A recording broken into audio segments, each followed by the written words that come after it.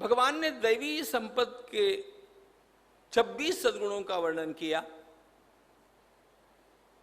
अभयं सत्व संशुद्धि, ज्ञान योग व्यवस्थिति, दानंदमश्च यज्ञश्च, स्वाध्यायस्तप आर्जवम्, अहिंसा सत्यमक्रोधा, त्याग शांतिरपैशुनम्, दया भूतेष्वलोलुप्त्वम्, मार्दवम् ह्रीरचापलम्, तेज क्षमा धृति शौचम्, अद्रोहो नातिमानिता।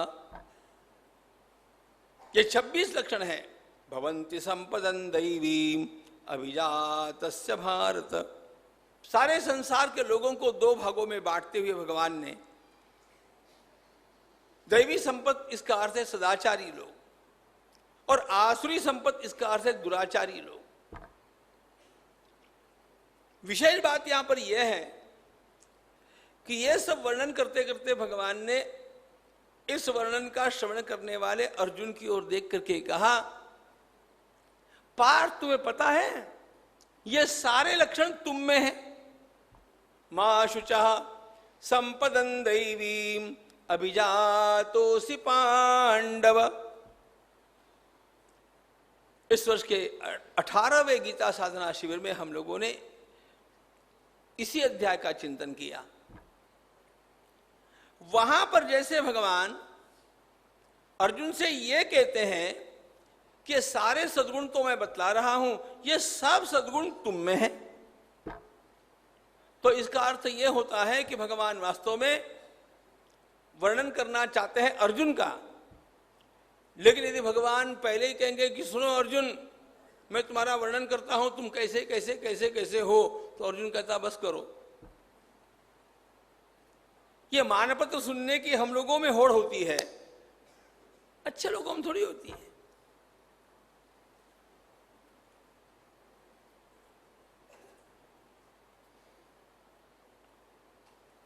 भगवान ने वहां पर कह दिया ये सारे गुण तुम में हैं, तुम चिंता मत करो।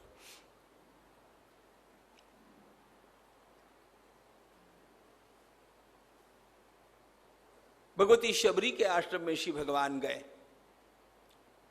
कथा नहीं देखनी है, शबरी ने स्वागत किया और उसके पश्चात भगवान बोले, शबरी सुनो, बैठो, कुछ बात सुनाता हूं तुम्हें। भगवान ही बोले, नवधा भगति कहूं तो पाही, मैं तुम्हें नवधा भक्ति सुनाता हूं। शबरी ने कहा बहुत बढ़िया बात। भगवान स्वेच्छा से ही सुनाना आरंभ कर देते हैं। प्रथम भगति संतन कर संगा, दूसरी रति मम कथा प्रसंगा। भगवान ने यहां से भक्ति का वर्णन करना आरंभ किया। शबरी बड़े प्रेम से श्रवण कर रही है, भगवान ने कर दी एक मौज। नवदा भक्ति कहने के पश्चात भगवान बोले, इन 9 लक्षणों में से एक भी जिसमें हो वो मुझे अत्यंत प्रिय होता है री शबरी। और इसके पश्चात भगवान बोले,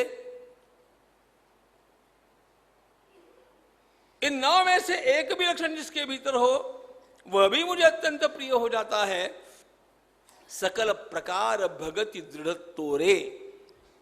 और तुम्हारी विशेषता यह है कि तुम में 9 के 9 लक्षण भरे हुए हैं। अब जरा बात देखो, जिसमें 9 के 9 लक्षण भरे हुए हैं उसमें उसको ये लक्षण सुनाने की क्या आवश्यकता है?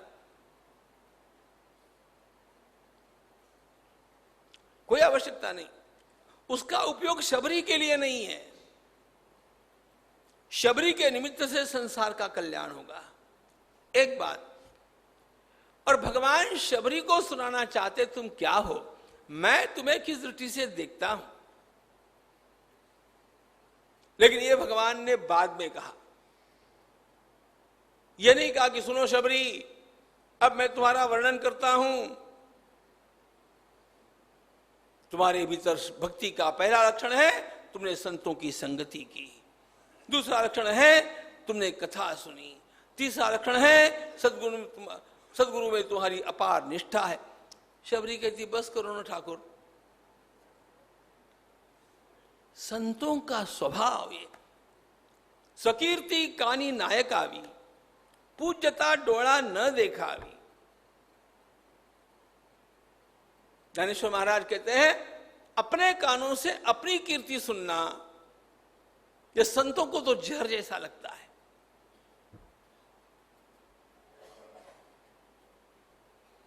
इसलिए भगवान आरंभ नहीं करते हैं उससे। तो शबरी ने इस मूड में सुना कि भगवान मानो उपदेश कर रहे हैं, और भगवान ने अंत में कह दिया ये उपदेश नहीं है, ये तो तुम्हारा वर्णन है। भगवान यहां पर संतों का वर्णन किए और क्या बोले पता है? उद्धव, ये संत मुझे अत्यंत प्रिय होते हैं।